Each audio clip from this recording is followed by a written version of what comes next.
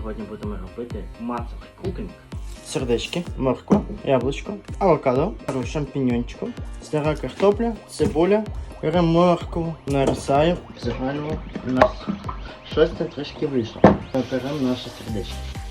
Наваристий. Яйцьку беремо, щанечко, ставимо приправку. Інтересно трішечки добавимо. На вигляд взагалі просто чекаємо і дегустувати.